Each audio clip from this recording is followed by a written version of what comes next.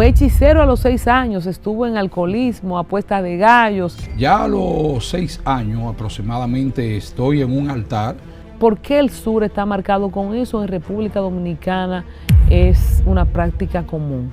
En muchas ocasiones llegaban personas al lugar en el cual antes que llegase al lugar se hacía una invocación.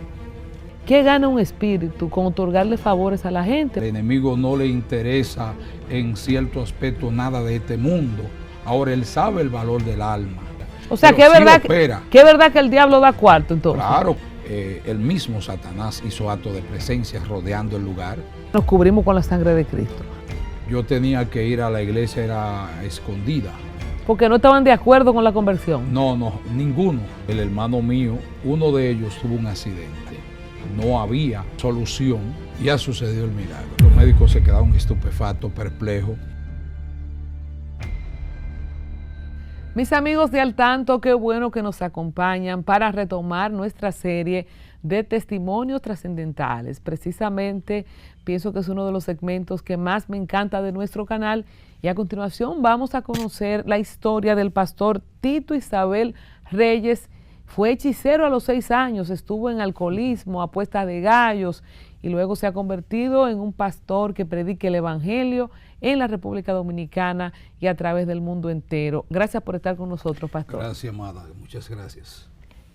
Nosotros nos impactamos, Tito, para la audiencia que le conoce en este momento y la audiencia que también lo ha seguido, con esta historia suya de que a los 6 años estaba en hechicería. ¿Cómo un niño puede darse cuenta cuando asimiló que estaba en hechicería y de qué parte de República Dominicana es usted?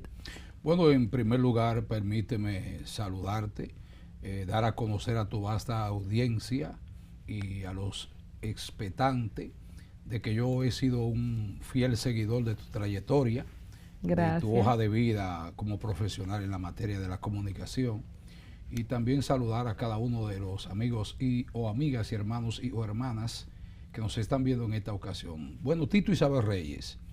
Tito Isabel Reyes, en primer lugar, nace en El Pina, San Cristóbal, oriundo de un lugar llamado la Cueva de Yaguate.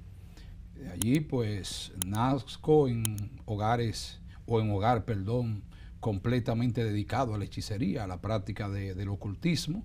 Mis padres, Juan Isabel y la señora Leonilda Reyes, lo cual es por herencia familiar, también traían esa tradición.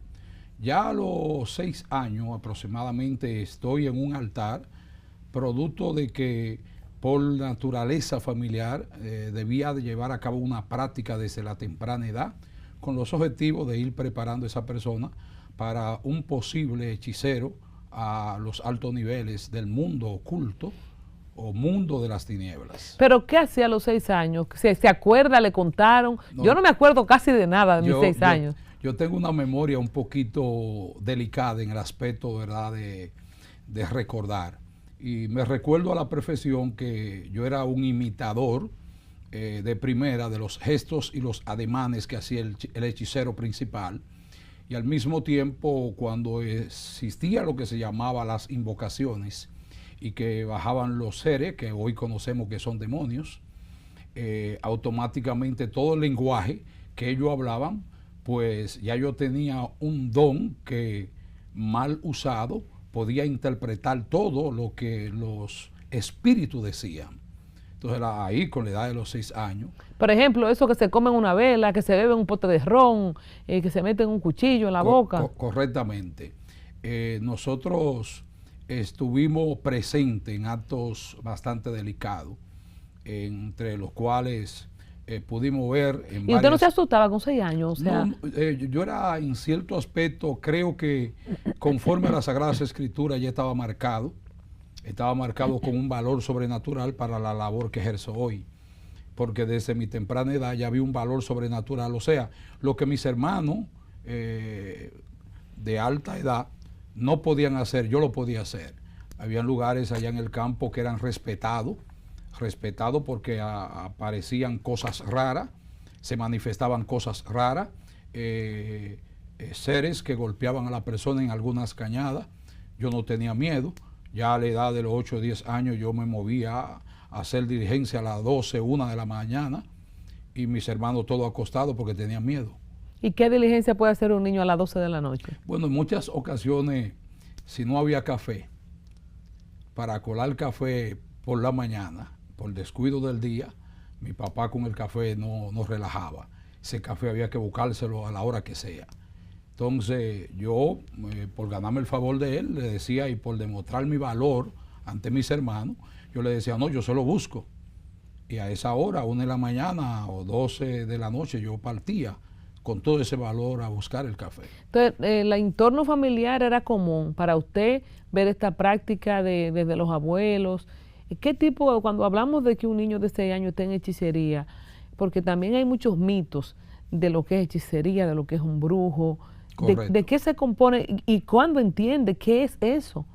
Bueno, en primer lugar, para mí no era hechicería.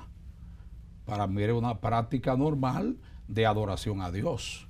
Para mí era una práctica normal de ser agradecido por las virtudes, las manifestaciones que se hacían. Yo la creía de Dios, no la creía de parte del enemigo. O sea que realmente en ese determinado periodo de tiempo, prender una vela, estar con el rosario en la mano, leer la letanía, tener los rezos. Sí, eso son prácticas católicas, normal. Sí, pero que siempre ha estado ligado con lo que es también la hechicería. O sea, en tiempos actuales hay muchos cambios en cuanto a lo que es la iglesia popular, que respetamos y amamos también, pero al mismo tiempo, en ese entonces... Son herramientas que se usaban para lo otro también. Exactamente, una práctica normal. También las invocaciones a través de la fiesta de palo, lo que era la famosa misa de espalda y en latín. Yo participaba de todo eso. Nosotros al final solamente decíamos amén, porque no sabía qué estaba diciendo el sacerdote. Todas esas experiencias las tuvimos, pero en el altar sí, ahí sí nosotros pudimos pernotar, pudimos ver cómo se manifestaban los espíritus, que hoy sabemos, repito, que es demonio. Pero en aquel entonces para nosotros eran seres o conocidos como luces. En el sur, de San Cristóbal para allá, como dicen algunos, hay mucho, o había, no sé qué tanto eso ha cambiado, de práctica de lo mágico religioso, hechicería. ¿Por qué el sur está marcado con eso? En República Dominicana es una práctica común. Bueno, conforme a la historia sabemos que estamos ligados a nuestros hermanos haitianos, hay una cercanía, y los más grandes hechiceros de Latinoamérica, hay varios países que son los que se reúnen, entre ellos está Haití. La cercanía de Haití, más la costumbre que también se conoce de traer las imágenes en el tiempo de Colón y cambiarla por espejo, pues eso se quedó incrustado en las venas, y la iglesia popular, para evitar, ¿verdad?, marcar nombre, la iglesia popular, pues automáticamente enseñaban que eran dioses. Y al ser dioses, es obvio que por ser dioses había que adorarlo. Y ahí se ligó todo. Ahí se ligó todo. En el caso de su familia, pastor, ¿había algún tipo de beneficio económico? ¿Practicaban esto por devoción o alguien iba a consultarse? ¿Hasta qué grado llegó la participación de este niño de 6 años en esto de la hechicería? Bueno, quiero expresarte que en mi práctica de los 6 años hasta los 14 o 15 años que estuve, no percibíamos beneficios. Nosotros a nivel personal. Ni sus padres. Ni mis padres, ni nadie de mi familia. Solo era como una devoción para irme preparando para el futuro de ser un hechicero a lo más alto nivel, bajo bautismo que ellos efectúan. ¿Y cómo es el bautismo? Bueno, ahí existe lo que se llama la misa negra, en el cual hay reuniones de los grandes hechiceros, en el cual... ¿En verdad eso existe? Es porque uno oye muchas cosas que piensa que son leyendas. Claro que existe. Aquí en Dominicana. En Dominicana actualmente, todo eso se practica como nada. O sea, un tipo de bautismo de capacidad y preparación e invocación y colocación de espíritu para que tú operes a través de ellos. Y que como te ponen en agua, te ponen en sangre, porque el bautismo, la palabra original, significa sumergirse. Sumergir. ¿Cómo es ese? Bueno, el término griego es bautizo, que representa emerger en abundancia de agua.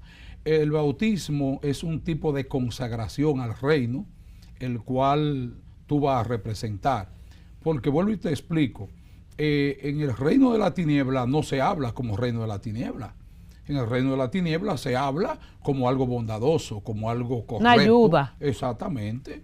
Por ejemplo, ¿a usted le presentaron algún caso para que lo ayude en su corta edad que tuvo en esta práctica? Bueno, ¿cómo expresarte?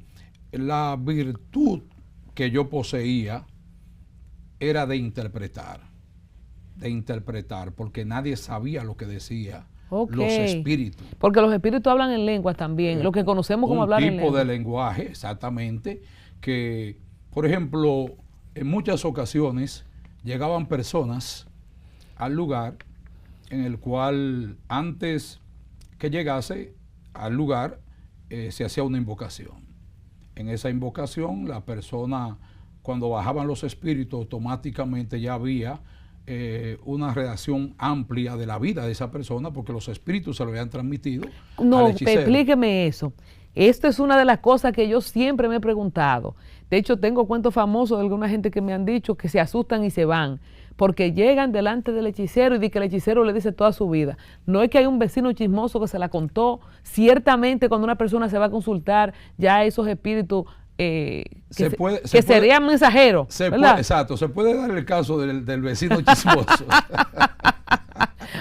Pero al mismo tiempo, el mundo espiritual sí existe, porque existen lo que nosotros conocemos ahora en mi conocimiento bíblico como demonios, que son espíritus incorpóreos, que el mundo está lleno de billones de ellos que no se ven, pero operan, y para eso necesitan cuerpo.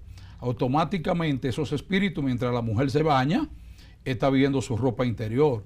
Mientras la mujer se está vistiendo, sabe de qué tipo de ropa se está poniendo, quién es su marido, dónde vive. ¿Y cómo se entera uno si hay un espíritu acechándolo? O sea, ¿cómo lo evitamos? ¿Lo podemos sacar por la puerta? Bueno, lo número uno es que los espíritus no salen en exámenes médicos ni rayos X.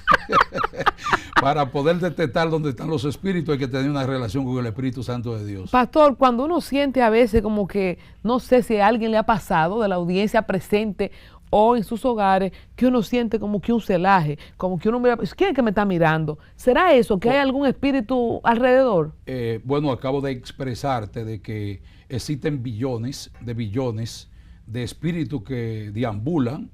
La Biblia en Mateo 12:43 en adelante habla del espíritu inmundo que sale del hombre, que cuando venimos a los pies de Cristo, automáticamente ese espíritu o los espíritus que moraban en nosotros, que nos gobernaban, que nos manejaban, que nos inducían a práctica oscura, abandonan nuestro cuerpo. Automáticamente esos espíritus quedan en el aire con funciones específicas de volver a entrar a nosotros cuando haya descuido de nuestra relación con Dios. Entonces, esos espíritus tienen tarea dada, bien especificada de su jefe, llamado diabolón o calumniador mentiroso, que es el mismo Satanás. Entonces, automáticamente, esos espíritus están moviéndose permanentemente en una labor y en una tarea de cómo seducir o inducir al ser humano, porque conocen tus gustos, conoce lo que tú apeteces, lo que tú deseas, y trabajan anexo con lo que son los deseos de la carne que nosotros tenemos. Entonces, el trabajo de ellos es estimular lo que ya tenemos. Y en el caso de los mensajeros, de los caliés, van a decirle al brujo que te va a consultar quién tú eres, por eso que te dicen, te pasó tal cosa, hay una vecina que te está tirando, hay un viaje, eso es típico. Eso es típico. Bueno, en el aspecto de, para acá viene fulana de tal, vive en la calle tal, su esposo es fulano y trae la ropa interior X, por lo tanto, cuando tú llegas donde un hechicero, que automáticamente entrando te hace unos movimientos y unos ademanes y unos gestos físicos para tratar de seguir impresionando, y te dice usted fulana de tal, ya tú estás nerviosa. ¿Qué busca una gente? ¿Qué puede hacer llevar una persona, aún pensando que está haciendo cosas de Dios, a visitar, a consultar a un hechicero? Y si es así, ¿qué gana un espíritu con otorgarle favores a la gente? Porque si un hechicero opera por espíritus, y hay gente que va, no, que yo lo que quiero es conseguir un esposo, que yo quiero una jipeta, que yo quiero una casa, y supuestamente lo consiguen, porque después van y les rinden tributo y tal. ¿Por qué le haría un favor a un espíritu a una gente? un espíritu malo de esto? Bueno, la primera pregunta que me hiciste es sobre por qué lo hacen, qué ganan y cuáles son los objetivos. En primer lugar, según Efesios 1:6, fuimos creados para gloria y alabanza del Señor. O sea, el ser humano por naturaleza es un ser adorador.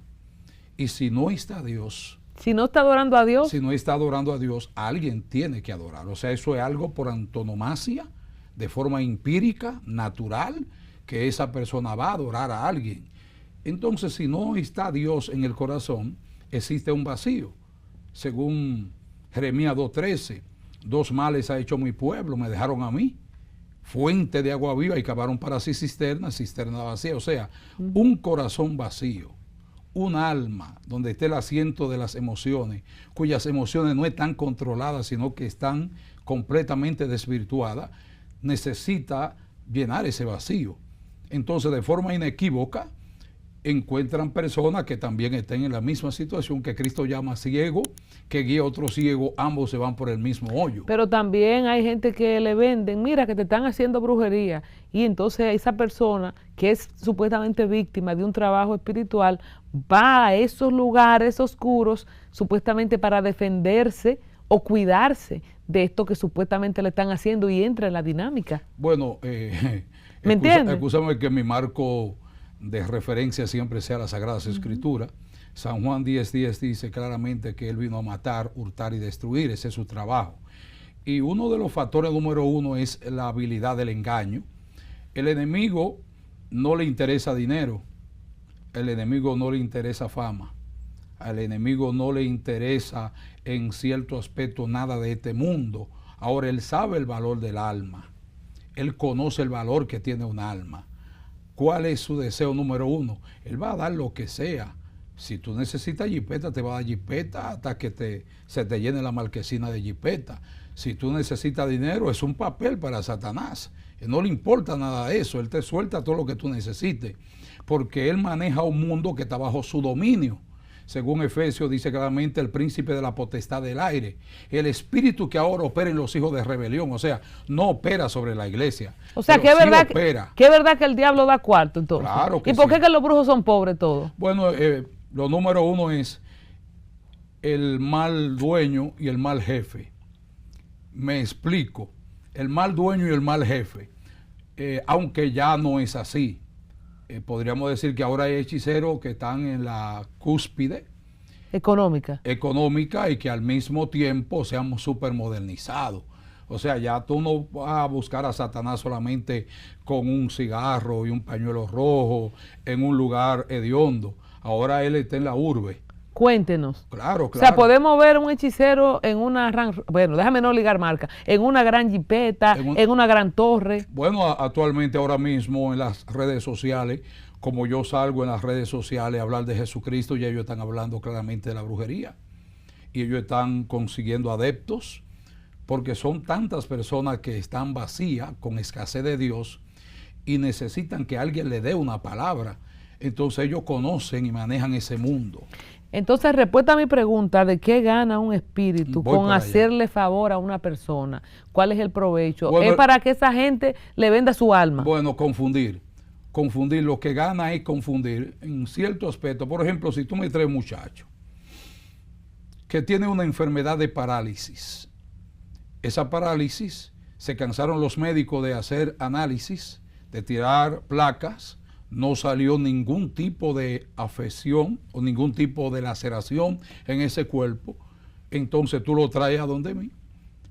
En mi práctica de hechicería, yo simple y sencillamente le digo al espíritu que está ahí operando, que está produciendo esa parálisis, que abandone esa área y se oculte en otra área del cuerpo.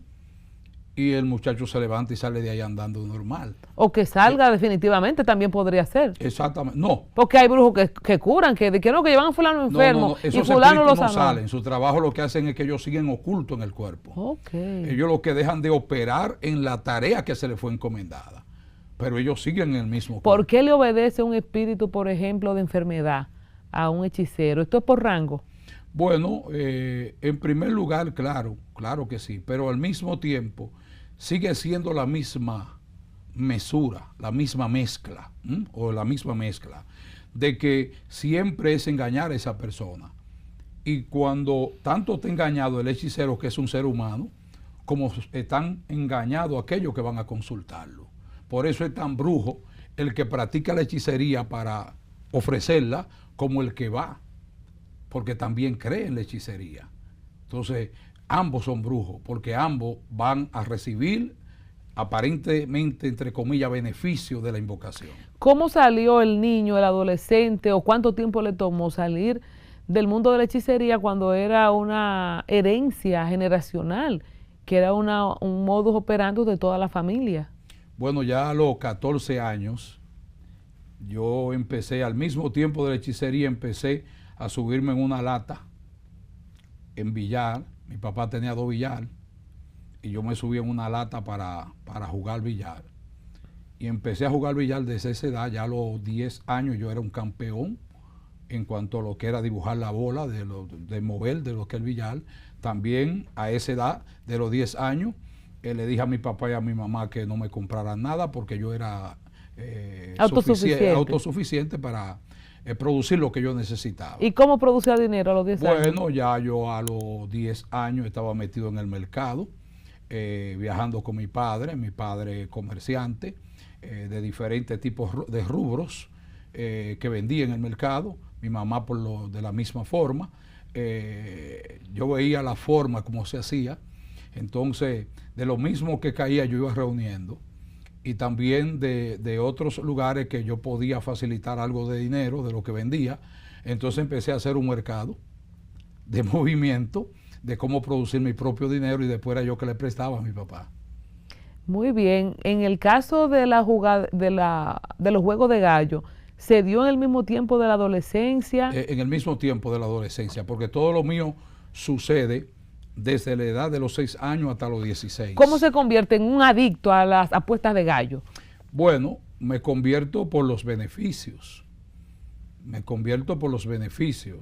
Porque cuando uno iba y echaba un gallo, automáticamente habían apuestas que eran muy suculentas, y ya yo conocía la indríngule del manejo del gallo, y sabía las personas que tenían los gallos finos, y la persona que sabía que el gallo no iba a salir corriendo, que iba a echar el pleito hasta el final y que iba a tener la ganancia. Y todavía se juega gallo aquí en República Dominicana, en los campos. Ya eso es un mercado, ya eso es una forma legalizada. En todo este tiempo no estudiaba, o sea, la parte del niño, porque todas las cosas que usted narra es como que no vivió la niñez, la inocencia del niño, estaba en un ambiente de adulto. ¿Y no había alcohol en medio de todo eso? Claro que sí, a los 11 años me di mi primera emborrachada. A los 11 años. A los 11 años. ¿Y cuántos hermanos eran ustedes? ¿Por qué los padres de usted le permitían hacer esa vida de adulto? Bueno, en primer lugar, yo vengo de un hogar, no te rías, de 16 hermanos. Yo era el más pequeño. Ya no lo estamos ni contando. Exactamente. ¿Quién le está prestando atención al muchacho número 16? Exactamente. Donde había un mundo de personas. Oh, my God. Y mi papá esclavo también de lo mismo, de los gallos, de la bebida. ¿Usted replicó lo que vio? O sea, logré absorber el ambiente. Fue algo que logré absorber. ¿Su mamá era la mamá de los 16 hijos o tenían distintos? No, era la mamá de los 16. Lo único que habían 3 hermanos que era del primer esposo de ella. Los otros 13 fueron hermanos míos de padre y madre. Parió 16 veces. Pero wow, sin ningún tipo de intervención quirúrgica en el aspecto, ¿verdad?, de cirugía ninguna. Todos fueron partos naturales. Bueno, mami tuvo 9, o sea que vamos ahí. No hay mucha distancia. ¿Cómo sale un niño? Le pregunté si estudiaba. Sí, bueno, sí, claro. Yo estudiaba, lo único que yo iba a la escuela a dar pedrada. Yo iba a la escuela. Pero usted no era fácil, pastor. No, claro, de ninguna forma. Yo iba a dar pedrada, yo iba a buscar pleito. No me interesaba mucho los estudios porque ya producía dinero. Entonces, el producir dinero no me... ¿Y no tuvo novia así a los 10 años, a los 11? Bueno, porque ya muchachito con dinero. No, ya a los 7 años. Ya yo a los 7 años estaba metido en la vida. ¿Pero cómo va a ser? Yo tenía mi cuerpo en cierto aspecto semidesarrollado. ¿A los 7 años ya tenía novia? No, claro que sí. No, pero esto es récord, esto va para el Guinness. Así mismo, así mismo. Porque yo ya a los 7 años era bastante largo. O sea, no se veía como que yo tenía A usted le 7 años. hicieron abuso infantil. ¿Cómo se sale de ese mundo ya antes de salir de la adolescencia en alcohol, en apuestas, en un mundo peligroso, manejando dinero? No sé si el tinte ya de la práctica religiosa de hechicería en esta edad de los 15, 14, 16 años, si seguía en eso fuertemente o si ya estaba despegándose, para que entremos a cómo sale de este mundo y prácticamente entra en enemistad y en conflicto porque ahora usted es evangélico. Correcto, correcto. ¿Cuándo se da eso? Bueno, ya a la edad de 14 años, allá se celebraban lo que se llamaban novenarios. Era cuando se duraban 9 días de novena por la noche. Cuando se murió una gente. Yo creo que su persona conoce un poco de eso porque Claro. también viene de la línea del sur. Claro, cuando se murió una gente, le hacían rezos por 9 días. Por 9 días, pero también existía lo que se llamaba el novenario de gratitud a ese mundo de la tiniebla. Ese novenario no solamente era por causa de que alguien había muerto. Allá en San Juan cuando se murió una gente. Ah, ok, pero Sí. allá duraba 9 días de fiesta. Y el último día, o sea, 9 días de fiesta tocando palo en la noche y lo que se llamaban salves, la famosa salve. Muy de la práctica cultural de lo mágico religioso. De lo mágico religioso. Entonces, no obstante a eso, ya a los 14 años, yo me recuerdo que estaba en una de esas novenas en la noche. Y yo estoy en una galería, vivo esa escena ahora mismo contigo aquí, sin yo saber, yo no sabía lo que era evangelio, yo no sabía lo que era predicación, yo no conocía nada de eso. Y yo digo, en una galería donde estaba con un grupo de adolescentes igual que yo, se me salió una palabra y yo dije, yo tengo que ser evangélico. Yo lo solté así, yo tengo que ser evangélico y solté esa palabra. Bueno, de ahí salí normal y yo dije, pero ¿y qué es evangelio? ¿Y por qué yo he dicho esto? Entonces ahí empiezo a hacer algunas, tratando de tener algunas relaciones y escucho que hay un señor llamado, bueno, el nombre no lo recuerdo ahora. Al fin es que ese señor era evangélico. Del pueblo. Del pueblo, era evangélico, pero era de estos evangélicos que como que no daban testimonio. Entonces yo no pude acercarme bien a él. Y en esos mismos 14 años yo estoy jugando billar en una apuesta que empieza, yo compuesto con lo que se llama el colmo. O sea, el que hacía que las bolas, ¿verdad?, entraran en el cuadro, ¿verdad?, en el triángulo. No me recuerdo bien porque se me han olvidado algunas cuantas cosas. Y yo me compuse con él, yo no tenía dinero arriba, pero yo me compuse con él porque yo estaba preparado para ganarle. Y el hombre en ese tiempo había cobrado 200 y pico de pesos en la semana y yo lo sabía.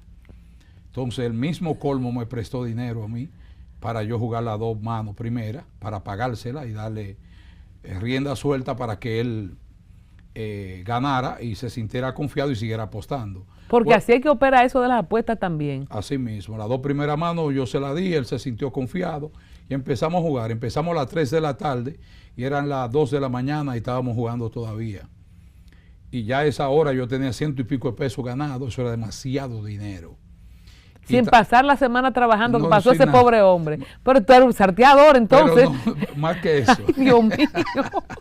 Ay, Dios mío. Pero no obstante a eso, cuando terminamos, él como que descubrió el plan que había. Y él sacó un puñal. Cuando él sacó el puñal, le metió el puñal a la lona del billar y lo llevó de esquina a esquina. Y levantó el puñal y me dijo, yo no te mato porque tú eres hijo de fulano. Y fulano es un hombre serio. Si no, yo te matara aquí mismo. Y se fue. Ahí yo grito y yo digo, tiene que existir otro mundo que no es este mundo para mí. Algo tiene que salir, aleluya. Gloria al Señor. Aleluya. Algo que me impactó y me dolió profundo. yo dije, algo tiene que existir. Se sintió descubierto. Descubierto. Me desnudó ese acontecimiento. Y de ahí entonces empiezo a alejarme de todo. Y pasa un periodo de tiempo aproximadamente de casi 2 años, yo alejado casi de todo. Y a los 16 años,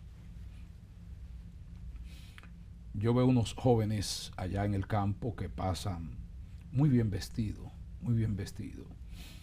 y me dan un tratado. El tratado decía una carta de Jesús para ti. Y yo leo el tratado. Cuando leo el tratado, automáticamente esa palabra me escaló profundo, porque era Jesús mismo hablando a mi vida. Y yo le dije a los jóvenes, hoy no me voy a ir con ustedes, pero el domingo que viene me voy con ustedes. El otro domingo yo lo he preparadito, ya a las 2:00 de la tarde, porque ellos pasaron a las 3. Ya yo a las 2 estaba preparado para irme con ellos. Y ahí inicia mi primera visita, una iglesia que estaba a 14 kilómetros a pie de distancia de donde yo vivía. Y a mí no me importó eso. Yo me tiré a pie mis 14 kilómetros a pie. Y fui allá. Ahí tuve una experiencia sobrenatural mientras el pastor predicaba. Cuando yo vine casi a abrir los ojos, antes que el pastor llamara bien, ya yo estaba allá adelante dando gritos, porque todo lo que predicó fue para mí. Me habló mi vida completa, de arriba abajo, en esos 16 años. Porque así como esos hechiceros y adivinos, ¿verdad? Que los espíritus le cuentan la vida de la gente, sí, que eso los seduce y se entusiasman y dicen, ay, sí, es verdad, esto funciona. Igual pasa con profetas, con pastores, que también reciben esta información, entendemos que de parte del Espíritu Santo, ¿verdad? Del Espíritu Santo, correctamente. Y le cuentan toda su vida. No tuvo persecución de esos espíritus, porque dicen que cuando los niños son presentados en altares de brujería o de hechicería, que si lo persiguen, que si lo atormentan, ¿no hubo en ese reclamo del mundo espiritual que usted perteneció? Bueno, déjame contarte que ya yo convertido al Señor a la edad de 16 años, para 17 casi mente ya. Yo empiezo a orar en mi casa. En mi casa mi mamá tenía 2 altares. Y yo aprendí porque me enseñaron que había que dialogar con Dios. Y yo empecé a orar y a dialogar con el Señor. Y amanecía de rodillas orando en el cuarto de mi casa. En las 2 o 3 primeras noches no pasó nada. Pero como al cuarto día de yo estar orando de forma sobrenatural, los 2 altares se cayeron y se rompieron todos los cuadros. Mi mamá va a mi cuarto al otro día, ya tú sabes, con los ánimos caldeados. Te mandaron de la iglesia a tumbarme los santos. Exactamente. Muchacho de porra. No, te levantaste de madrugada y me tumbaste y me rompiste todos los cuadros, todos los santos. Lo acabaste todo. Hay muchas historias, sí, de gente que se ha convertido furibundo y va y le tumba todos los altares a la familia entera, que es un error. Un error bien profundo. Yo enseño en mi calidad de maestro que la fe de la persona no se golpea, sino se le presenta un producto mejor para que escape de lo que está. Claro, tienes que convencerlo Dios, no tú. No, yo siempre he dicho que los predicadores tenemos que ser cirujanos, sacarle el diablo a la gente sin que se den cuenta. Con anestesia, anestesiarlo bien. Pero sí, yo conozco muchas historias de familiares, y más en esos años pasados, que entonces iban a tumbar, iban de hecho a casa ajena a tumbar. No, pero para allá voy, porque yo tuve, después de los 2 cuadros. Pero ¿cómo convenció a su mamá que no fue usted? No, es que no la convencí. Hubo un levantamiento familiar donde los golpes llovían. Yo tenía que ir a la iglesia, era escondida.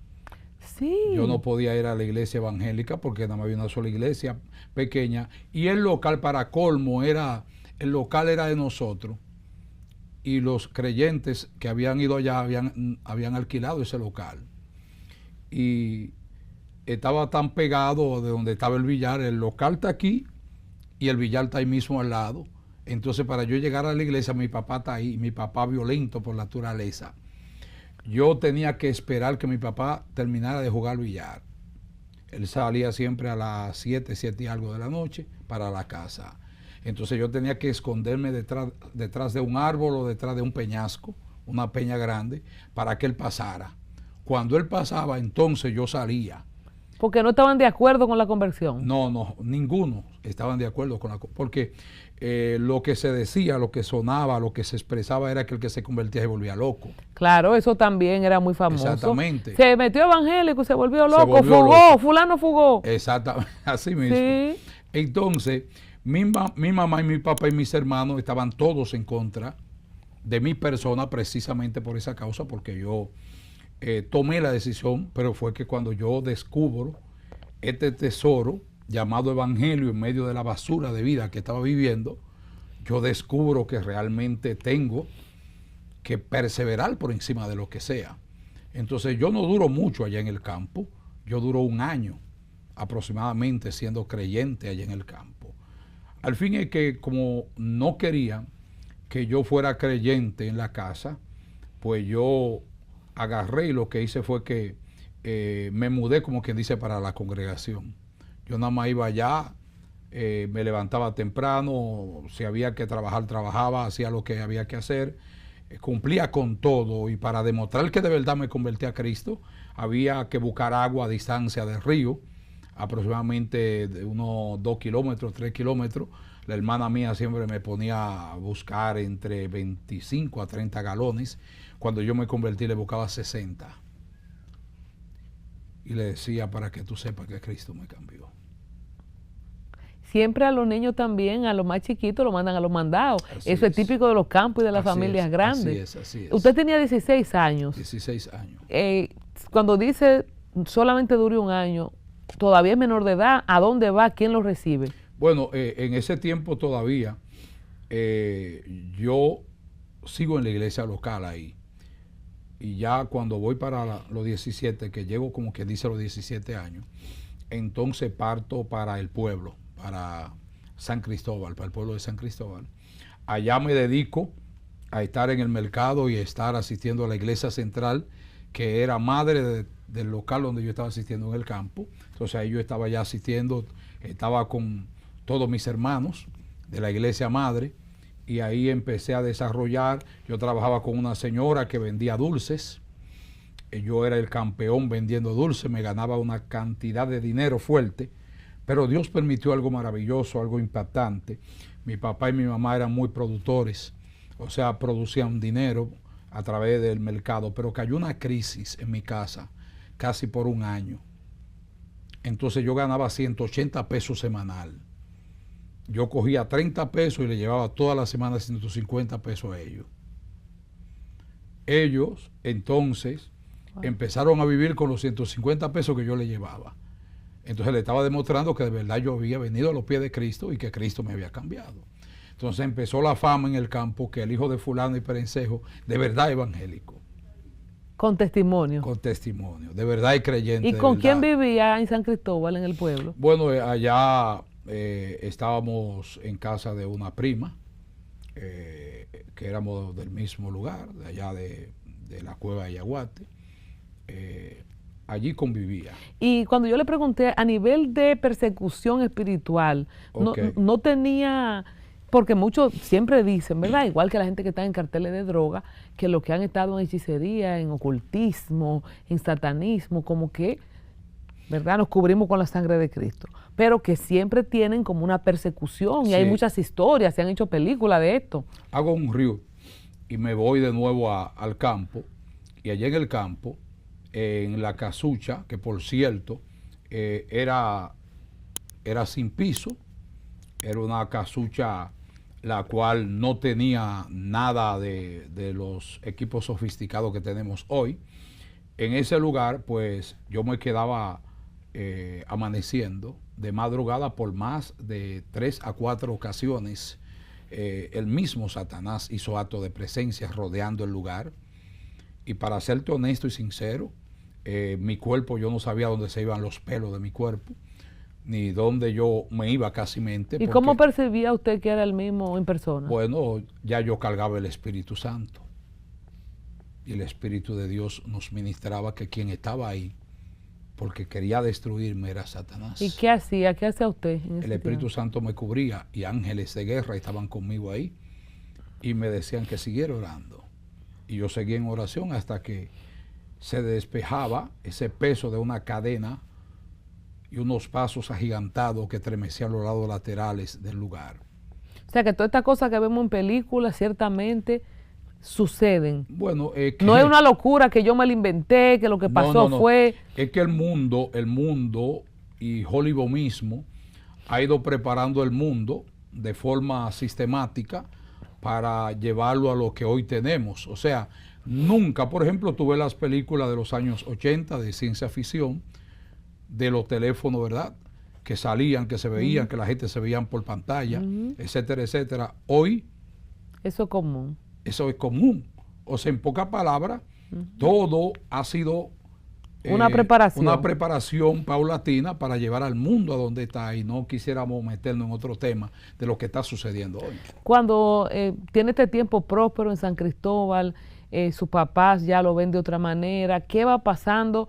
¿Usted se convierte al evangelio y después ellos vienen, o se ha quedado llanero solitario, ha pasado mucho tiempo? ¿Cómo ha sido este trayecto para convertirse en pastor, presidente de concilio, predicar la palabra? Entiendo que viaja también a predicar el evangelio. En este tiempo, ¿qué ha pasado con la familia de la misma línea de herencia, de práctica de ocultismo, que a veces dicen, no, esta es la costumbre de aquí, esta es la costumbre de la provincia o de la región o del país? ¿Cómo ha sido el cambio? Bueno, automáticamente, según Hechos de los Apóstoles, nos dice claramente: cree en el Señor Jesucristo y serás salvo tú y tu casa. No por herencia, pero sí por oración. Entonces yo empecé a orar. El hermano mío, válganos la redundancia que es mío, el hermano, uno de ellos tuvo un accidente. Y en ese accidente el hermano mío se rompió una pierna. El cordón que iba de la vejiga a su miembro viril se desbarató completamente. No había solución. Ahí en los años 1989, que vengo a los pies del Señor, no había solución. El Darío Contreras no tenía la preparación, ¿verdad?, con los equipos para ejercer esa operación en ese entonces. Declararon a mi hermano un ser vegetal en cuanto a la parte sexual nos referimos. Bueno, yo me encierro en oración, en ayuno, buscando a Dios por un milagro. Ya pasan 6 meses, a mi hermano le dan de alta. Wow. Ya yo no estoy viviendo en San Cristóbal, ya estoy viviendo para ese tiempo en Herrera. Y en Herrera, pues, seguimos en oración, yo lo visito, estamos cerca, estamos los dos juntos. Un día mi hermano, teniendo en la sonda puesta, él siente deseo de hacer pipí. Cuando él siente deseo de hacer pipí, él se jala la sonda. Y cuando él se jala la sonda, él ve que por su miembro viril sale un caño de sangre junto con orina. Mi hermano salió loco. Salió loco del baño. Porque con ese proceso él no podía hacer pipí. Nada de eso. Todo era por la sonda, porque estaba desbaratado completamente. De la vejiga de la orina, el cordón que iba al miembro viril se desbarató completamente y no había solución. Había que hacer una prótesis o algo por el estilo que pudiera él hacer. Y no había el tecnicismo, no había la preparación para eso. Cuando mi hermano ve eso, entonces mi hermano queda loco y todo el mundo queda loco. Yo bajo y yo no, tranquilo, lo que acaba de suceder es un milagro por el cual hemos estado orando para que el Señor lo haga. Al otro día llevamos al hermano mío al Darío Contreras. En el Darío Contreras se arma una junta de médicos porque decir qué es lo que ha pasado. Mi mamá le dice a los médicos: lo que pasa es que él tiene un hermano que es evangélico. ¿Qué hora? Aleluya. Que ha estado fuertemente orando por esa causa ahí. Y ha sucedido el milagro. A mi hermano, los médicos se quedaron estupefactos, perplejos. Mi hermano solamente tuvieron que sacarle la sonda una fisura que le hicieron del lado abajo del ombligo, también que tenía ahí, por donde habían introducido la sonda, y luego se la pusieron por su miembro viril. Él tenía todavía la fisura, solamente cerraron ese hueco, y mi hermano quedó sano completamente. Y después de eso mi hermano tuvo 2 hijos más. O sea que sabemos que además de hacer pipí, funcionó para lo otro. Funcionó así mismo. Y la mamá fue tocada con esto. Mi mamá quedó decidió no, ahí no, ahí no. Mi mamá no se entrega al Señor. Esa cultura es muy fuerte, muy fuerte, ¿verdad? muy fuerte. Ahí no. Pero ella sí empieza a hablar muy bien de mi persona. Empieza la familia entera a hablar muy bien de mi persona. Yo vengo al Evangelio con un 6º curso y letrado completamente. Entonces yo continúo mis estudios después de eso. Cuando vengo al Evangelio me vuelvo loco, hago inversión millonaria comprando libros, empiezo a estudiar, a prepararme, a capacitarme, etcétera, etcétera. Bueno, al fin es que ya en el 92 llego a la emisora, llego a la radio. Cuando llego a la radio, entonces empiezo y tengo un espectro de aproximadamente unas 12 emisoras donde hemos estado predicando este evangelio y llevando la buena nueva de salvación en 12 emisoras acá en el país.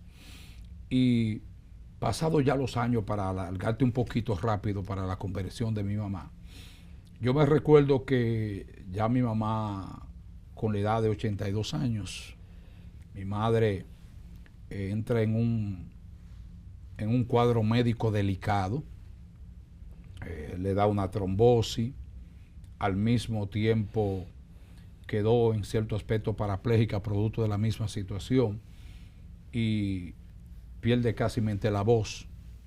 Y estando yo en Radio Revelación en América, la frecuencia del amor, donde tenía programación 3 veces al día, yo recibo, mientras me preparo porque voy para el salón de adoración de Radio Revelación, que me toca predicar ese día, me dice la hermana mía, corre que mi mamá se está muriendo.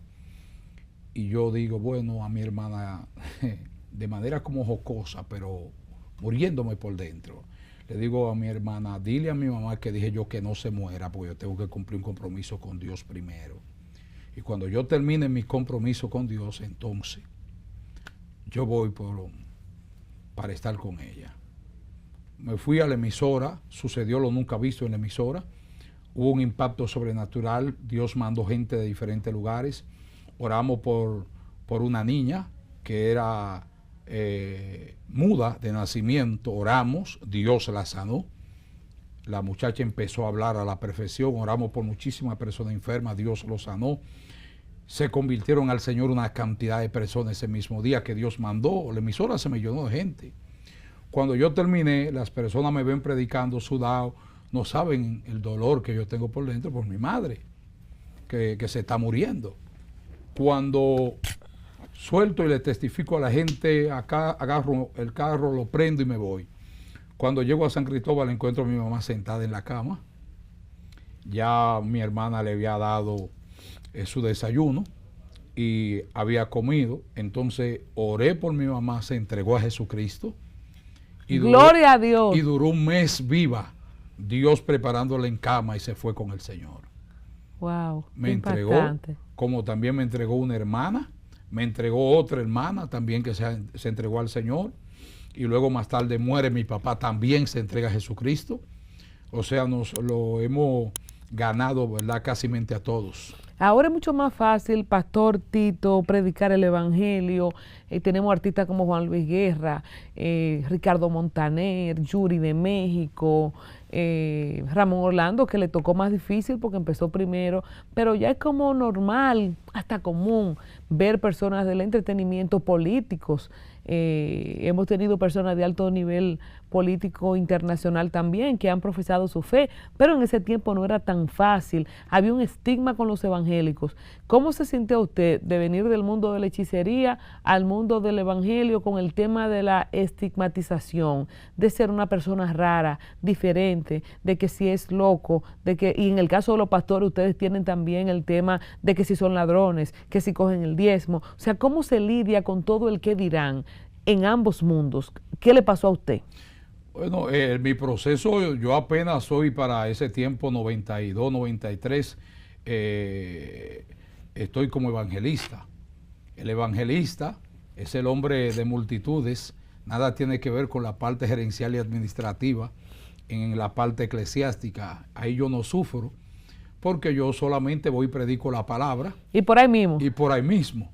O sea, ahí no hay sufrimiento casi mente, aunque sí existía, ¿verdad?, del bullying, producto de yo haberme entregado al Señor, y me dieron tiempo, me dieron límite de tiempo. Ah, sí, ese dura 3 meses. Sí, no, a mí me dieron una semana, porque yo tenía el cabello hacia atrás y yo era muy idólatra con mi cabello. Entonces la gente decía, el día que él se corte el cabello, yo voy a... ¿Usted usaba pelo largo? Largo, exactamente. Entonces yo escuché, ese susurro vino a mis oídos. Entonces había un barbero y yo le dije, mira, tú me meto ese cabello porque yo quiero demostrarle a ellos que de verdad vine a los pies de Cristo. Wow. Y me entregué, ¿verdad? Entregué todo mi cabello, me lo corté todo.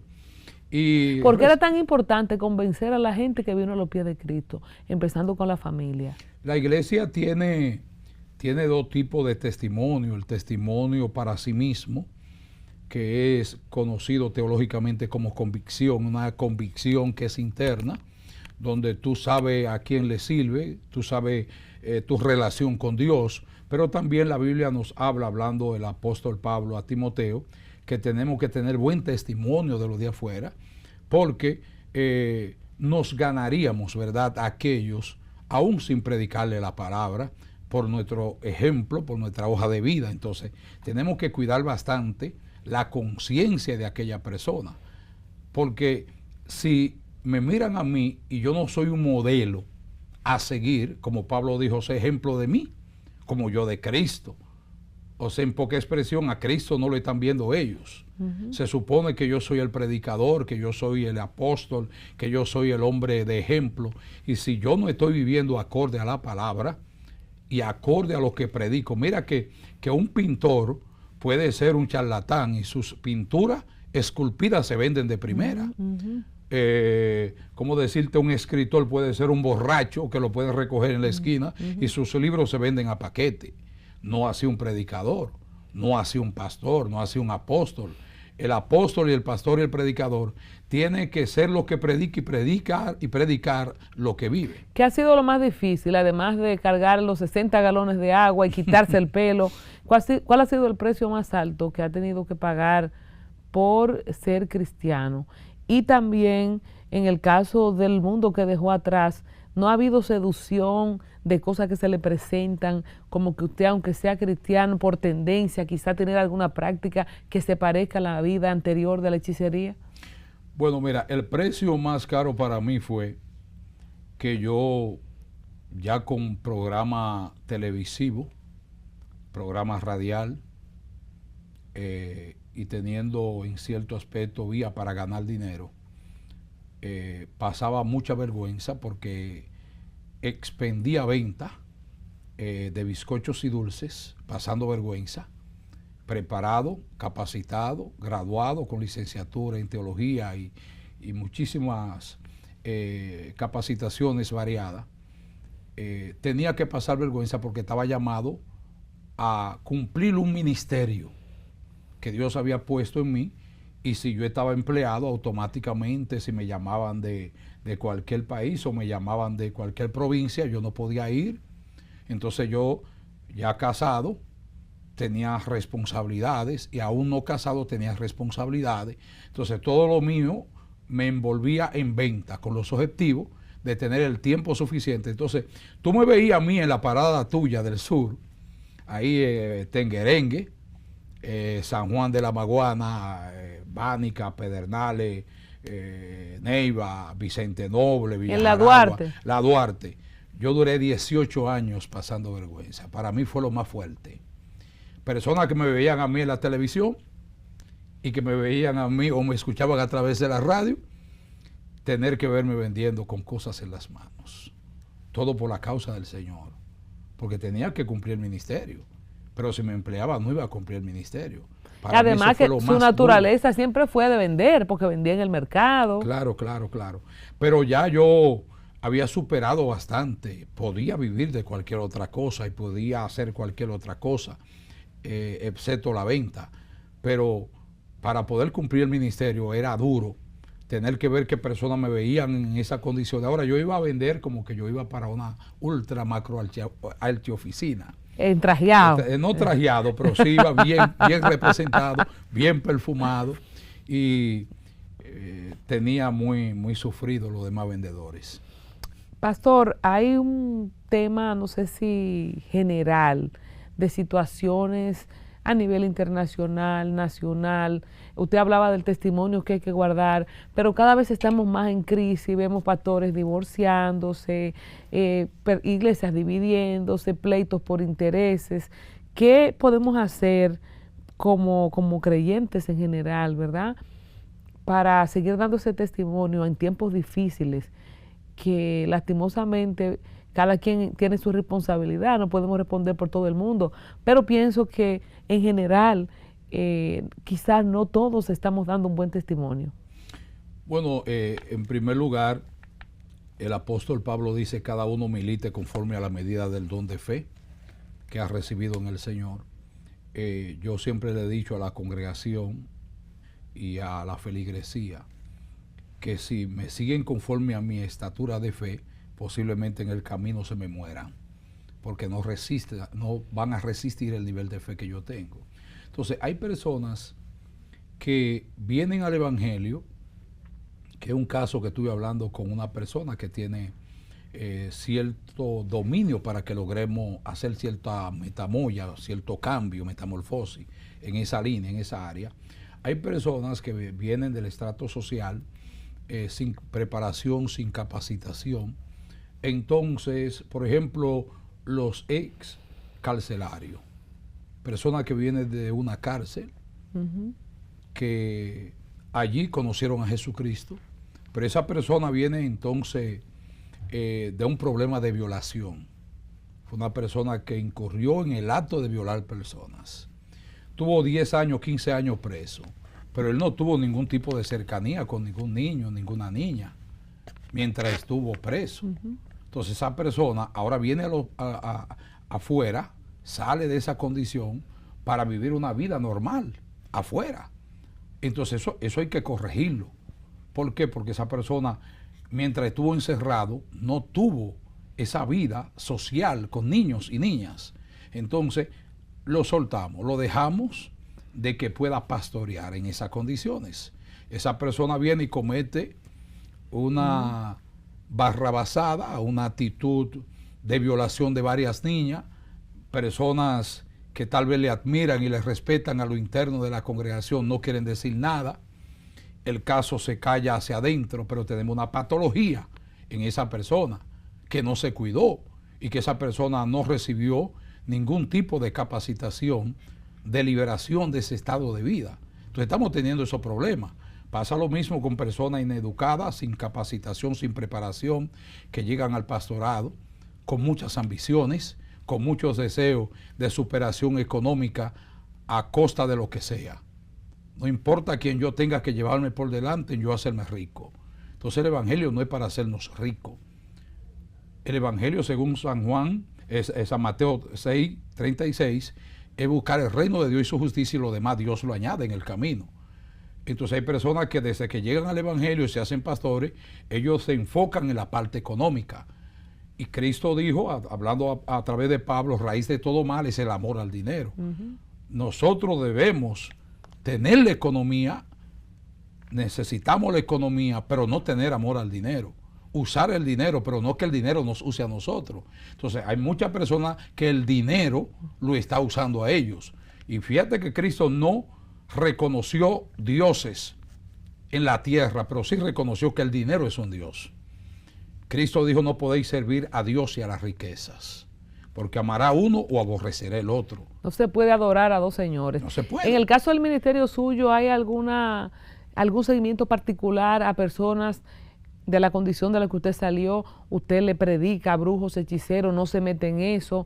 Se puede hablar de jornadas en zonas específicas donde hay mucha práctica de esto, y usted puede decir: yo salí de una maldición generacional de hechicería. ¿Qué ¿qué tratamiento le da su ministerio a esto? Bueno, cuando yo no tenía mucho entendimiento me llamaban el cazademonio.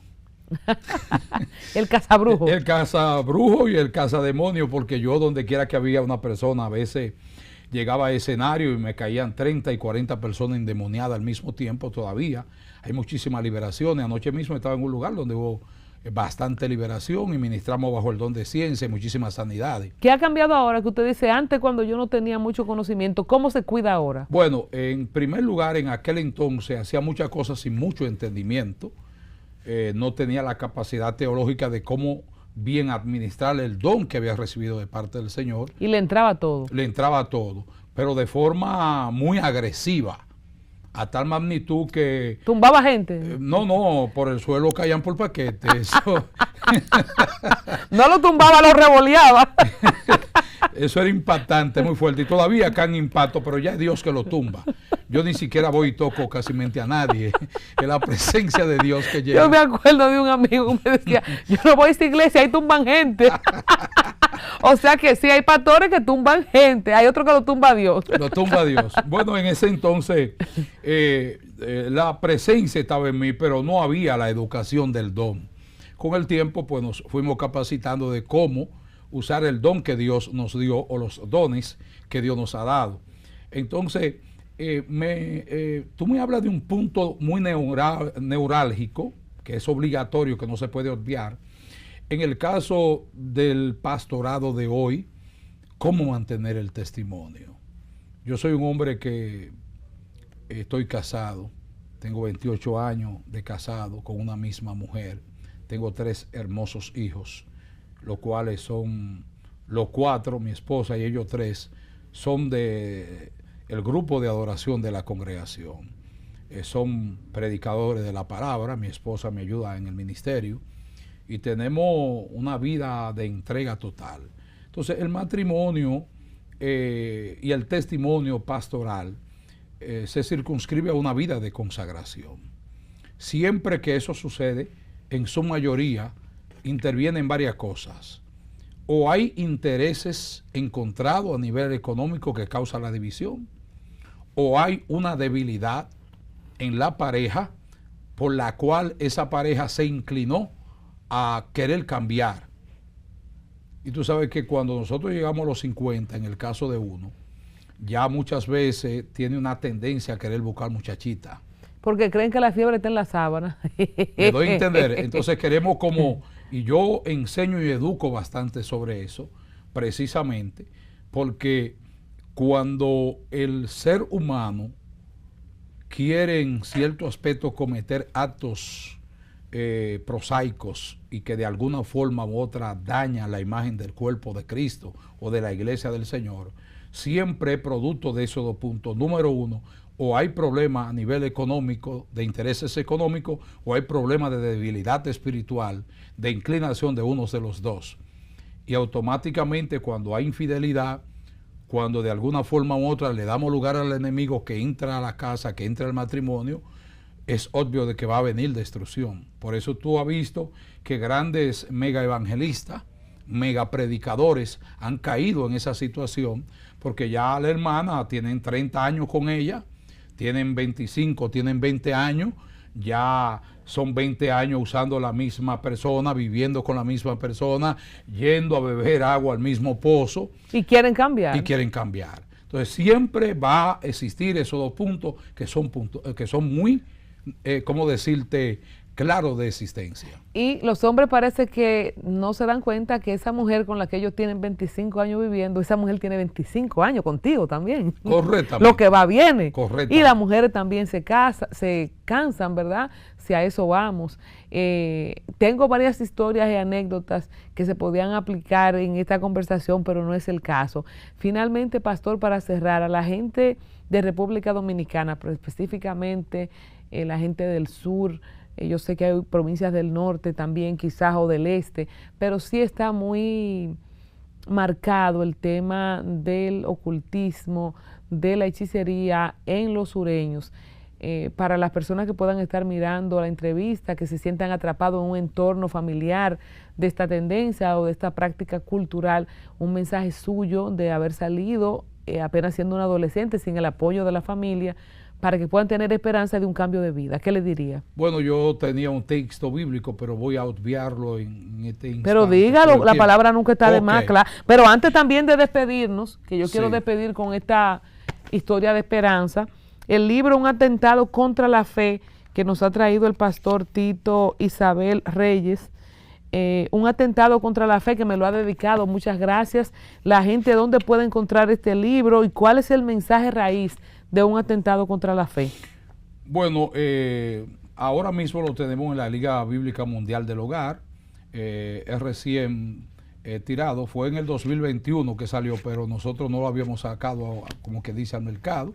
Ahora es que lo estamos sacando al mercado. Muy bonita portada. Sí, y al mismo tiempo el contenido es fuerte, tiene 7 temas. Habla el primer tema del pragmatismo, como vía, ¿verdad?, filosófica y al mismo tiempo doctrinaria. Es la doctrina del placer, en pocas palabras. Un atentado contra la fe, porque la fe tiene muchísimos enemigos. No puedo explicarlo todos los enemigos que tiene la fe, pero uno de los enemigos número 1 es lo que acabo de expresar, el pragmatismo. Es una doctrina que surge en el siglo XIX aproximadamente y ha ido escalando de forma paulatina por todas las iglesias y de forma sutil se ha entrado en los corazones aún hasta de muchos pastores, porque ya la mayoría de los pastores no quieren corregir el pecado, porque si el pecado se corrige automáticamente, la hacer el carácter de la persona. Y la gente se disgusta y se va. Y se va. Entonces realmente si la persona se siente bien con lo que hace, no importa a quién la acera, lo importante es que tú te sientas bien. Y esa es una de las doctrinas más delicadas. También habla de lo que es la iglesia, ¿verdad? El síndrome de la iglesia de Éfeso, refiriéndose a el mensaje del apóstol Pablo y los 3 llamados que hace el apóstol Pablo en primera fase 5:14 de Efesios, que manda a hacer un llamado a la iglesia de un despertar espiritual. Luego ese síndrome de enfermedad de la iglesia se traspasa en 2 de Timoteo al pastor, capítulo 1, verso 6 en adelante, donde Pablo hace un llamado al apóstol Pablo y le hace un podríamos expresar un recordar de su vida y de su educación por su madre Eunice y su abuela Loida, y le dice que avive el fuego del don de Dios que está en él, porque ya Timoteo había caído en un estado de un letargo espiritual profundo, no había aceptado el llamado de parte del Señor a ese despertar, y entonces la contaminación de la iglesia, por cuanto la iglesia no despertó, entonces el mal se le metió al pastor. Pero esa iglesia cae en Apocalipsis, finalmente con el teólogo Juan. Y dice el historiador Flavio Josefo, historiador judío, que esa iglesia desapareció por no haber escuchado el llamado del Señor, acercarse de nuevo al Señor. Y así sucesivamente la fe, la palabra fe del contexto hebreo emunat, contexto griego pistis, ambas tienen una connotación de plataforma y enfoque. Pistis, enfoque, y emunat como plataforma, o sea, seguridad, confianza. Y la fe es la vía por la cual el ser humano no puede vivir sin ella. Y podríamos decir ya, para circunscribirnos a las Sagradas Escrituras, lo que el Señor dice finalmente. Desde entonces, Mateo 4:17, desde entonces comenzó Jesús a predicar y a decir: arrepentíos, porque el reino de los cielos se ha acercado. Andando Jesús junto al mar de Galilea, vio a 2 hermanos, Simón llamado Pedro y Andrés su hermano, que echaban la red en el mar porque eran pescadores. Y les dijo: venid en pos de mí y os haré pescadores de hombres. Dios nos llama en estos últimos días a hacer 2 cosas, dualitamente hablando. Podemos ejercer nuestra profesión, podemos producir, pero al mismo tiempo tenemos que ser pescadores de hombres. Tenemos que llevar transformación. De la misma forma que el Señor transformó mi vida, cambió mi vida, sacándome de la vida más profunda de la hechicería y libertando mi alma del cautiverio y de la cárcel de oscuridad, lo puede hacer con cualquiera de los amigos o amigas que están pasando por ese mismo proceso. Sabemos que en el Señor hay poder suficiente, mi distinguida Colombia Alcántara, hay poder suficiente para romper las ataduras generacionales, los poderes que de alguna forma u otra han enajenado la vida de muchas personas y la esclavizan y la mantienen bajo terror, porque los demonios son terroristas. Ellos meten un pánico y un terror, y si tú no haces lo que ellos dicen, terminan de alguna forma u otra dándote golpe y aún apiándote de la cama y dándote, ya tú sabes, tu pela. Entonces, como yo sé que hay muchos hechiceros que están pasando por ese proceso y que tienen llamado de parte del Señor, te puedo asegurar que Jesucristo liberta. Te puedo asegurar que Jesucristo te saca de esa condición de cautiverio. Y hoy, más que nunca, nosotros estamos en la disposición de poder ayudarte. Podríamos dar nuestro número. Claro, y redes sociales. Bueno, nosotros estamos asimismo, número 1 en YouTube. Estamos en el Batallón de Oración por las Naciones, donde estamos orando concomitentemente por todo tipo de necesidad y problema. Estamos en YouTube con el nombre Apóstol Tito Isabel Reyes. Estamos también en nuestra congregación, donde puede localizarnos al 809-964-5757. Repito, 809-964-5757. Así que bendiciones de parte del Señor. Y recuerda que las Pascuas, estas fiestas van a pasar, pero Cristo permanece. Acércate a Jesús, que es la verdadera Pascua. Muchas gracias. Como decía el corito, en Cristo sí hay Navidad. El pastor Tito Isabel Reyes nos ha dado su testimonio y que sirva también de detonador, de detonante para aquellos que lo están pensando y que creen que no pueden escapar. Muchas gracias, pastor. Alto placer. Bendiciones. Dios te bendiga mucho.